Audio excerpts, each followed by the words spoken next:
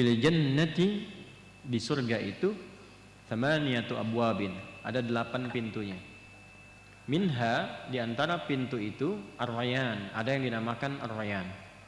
La yadkhuluhu illa as-shaimun, tidak masuk lewat pintu itu kecuali ahli puasa, orang yang terbiasa puasa. Itu satu pintu, tapi penegasannya 8 pintu. Nanti ada di hadis-hadis lain, termasuk dalam Sahih Muslim, disebutkan bahwa di surga ada 8 pintu. Nanti faman du'iya min babis shalah, boleh dicatat, ada yang akan dipanggil dari pintu salat. Satu. Jadi kita sudah dapat tadi pintu ar-rayyan ya. Siapa yang masuk lewat pintu itu? Orang puasa. Yang kedua, man du'iya min babis shalah, dari pintu as-shalah, pintu salat. Yang ketiga, man du'iya min babis shadaqah, dipanggil dari pintu sedekah. Sudah? Kemudian faman du'iya min babil jihad, dipanggil dari pintu jihad. Sudah berapa? Satu apa? Rayyan. Yang kedua, salat. Yang ketiga, yang keempat. Nah, ini 4 langsung yang disebutkan oleh Rasulullah SAW. Kalau disebutkan oleh Rasulullah, berarti ini yang pokok. Ini yang pokok. Jadi kalau kita mau dapatkan yang pokok, maka komitmen pada yang 4 ini. Salat jangan tinggal, puasa latih, dari Ramadan tambah sedikit sunnah, mulai latihan. Sedekah, sedekah itu bukan hanya lewat uang. Semua jenis kebaikan yang mampu dilakukan disebut sedekah. Berbagi makanan, besok Jumat mau bagi-bagi, jangan lihat berapa yang bisa diberikan, yang penting kita ingin mengamalkan hadis Nabi. Gitu. Titipkan, saya cuma punya kurma 10 misalnya, bungkus satu-satu, titipkan pada orang yang pakai nasi kotak, masukin 1. Saya cuma punya air, nggak apa-apa, simpan, masukin tekonya, simpan di situ. Niatkan. Perkara orang minum atau tidak, itu bagaimana Allah menggerakkan dia. Yang penting kita sudah berniat untuk menerjemahkan apa yang Nabi pernah sampaikan, dan di niat itu kita dihisab, pahala udah ada. Jadi begitu sudah bikin ditaruh, pahala sudah turun. Tinggal nanti ikhlas atau tidak, itu yang mengurangi atau menambah pahala. 4 bagian ini. Jihad, jihad itu berjuang dengan sungguh-sungguh. Ya, nanti babnya naik sampai ke puncak tertingginya. Bekerja itu jihad. Kalau diniatkan untuk ibadah. Ibu merawat anak, menjaga suami dalam kebaikan itu jihad. Sepanjang diniatkan untuk ibadah. Ya, anak-anak sekolah itu kalau disekolahkan di tempat yang baik untuk mengenal Allah, itu jihadnya. Pahalanya banyak. Sampai tingkat tertingginya kalau negara kita memanggil, ada invasi dari luar, darurat kita harus keluar, bela negara ini, jadi yang terdepan, dan niatnya untuk ibadah. Itulah jihad yang tertinggi sampai kita wafat. Dulu kan ulama kita ada resolusi jihad kan. Nah, makanya bab jihad itu bagi orang Islam itu penting. Salah satunya apa? Untuk bela negara. Makanya pelajarannya ketat, kurikulumnya diatur, jadi nggak sembarangan. Ini yang harus diluruskan. Ya, jihad itu bukan tembak orang sembarangan, bom orang sembarangan, ini itu. Nah, itu yang keliru.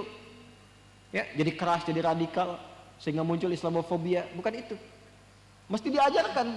Nah, yang paling bahaya adalah ketika muncul persepsi, oh ini nggak bagus, ini dihilangkan dari kurikulum, nggak diajarkan. Itu yang salah. Harusnya dibentuk tim, ulama mengajarkan, diberikan babnya. Tentara yang muslim, polisi yang muslim, belajar itu. Sehingga kekuatan untuk mencintai negaranya makin tinggi. Dan tidak merasakan sia-sia dalam pengorbanan itu. Makanya dulu itu ada resolusi jihad.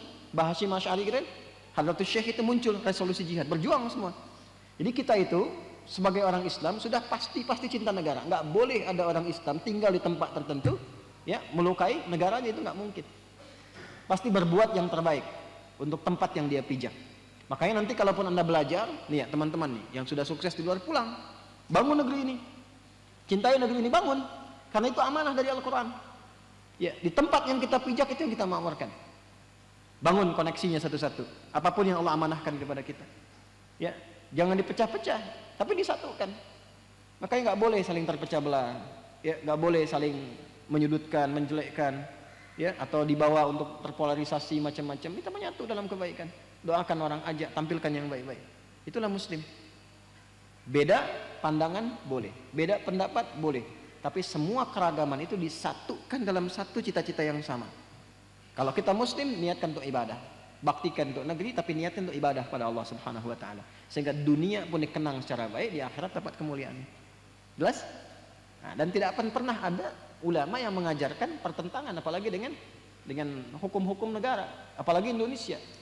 Ya, karena Indonesia itu hukumnya dibuat tidak bertentangan dengan agama.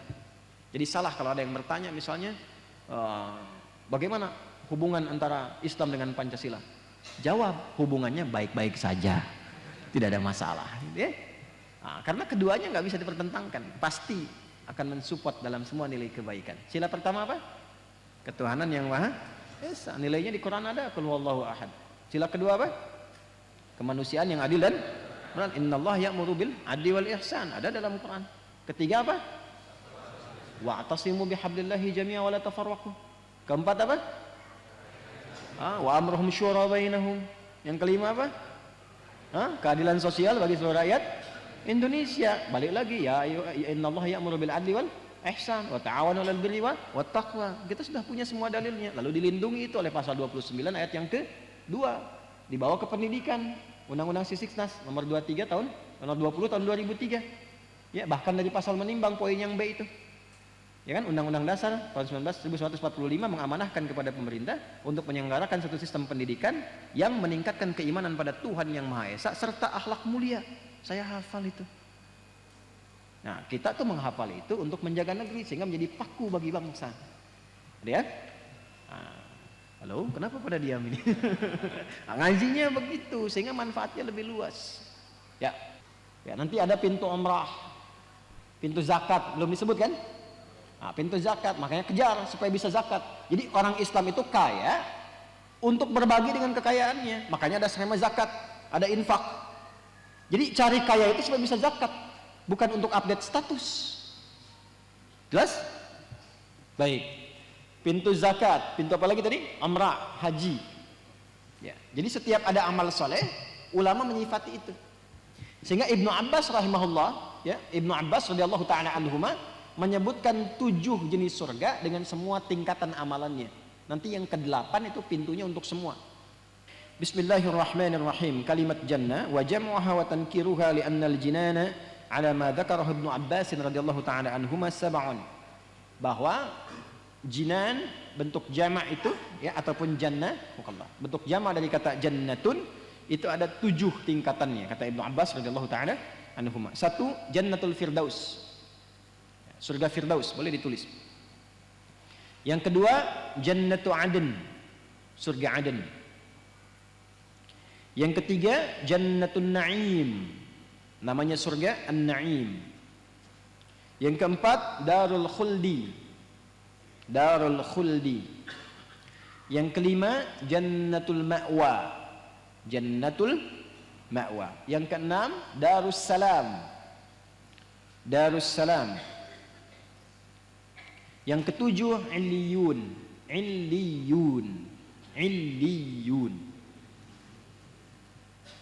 Wa fi kulli wahidatin minha maratibu wa darajatun mutafawitah ala hasbi tafawutil a'mal wal i'mal. Dan setiap di surga yang disebutkan tadi ada tingkatan-tingkatan lagi sesuai dengan amalnya masing-masing. Jadi tadi yang disebutkan pintu salat, pintu zakat, pintu puasa, itu pintunya itu ada di setiap surga yang tadi. Jadi di Firdaus itu ada amalannya. Masuk surga Firdaus itu nanti ada urutannya. Karena rajin sholat, sholatnya khusyuk, meninggalkan lagho yang tidak bermanfaat, rajin zakat, pintunya ada. Nah, setiap Firdaus itu punya tingkatan lagi. Jadi ada Firdaus yang tingkat bawah, tingkat menengah, sampai tingkat yang paling tinggi. Itu pintu-pintunya lewat apa? Amal soleh itu. Sekarang pilih dulu, mau masuk surga yang mana dari 7 ini? Yang mau Firdaus angkat tangan. Bagus. Surga Aden angkat tangan. Illiyun, Darus Salam. Kalau bisa angkat tangannya semua. Kan yang ke-8 itu kan pintu ke-8 yang kesemuanya. Jadi ada seorang hamba yang diperkenankan oleh Allah memasuki semua surga itu, bahkan diperebutkan oleh semua pintu surga. Dipanggil namanya dari semua pintu itu. Sampai Abu Bakar radhiyallahu taala anhu berkata, "Ya Rasulullah, adakah yang mendapati panggilan dari semua pintu itu?" "Na'am," kata Nabi. "Ya, dan aku berharap engkau bagian dari itu." Nah, setidaknya ya, paling minimal masuk surga lah gitu kan. Paling minimal. Paling minimal masuk surga.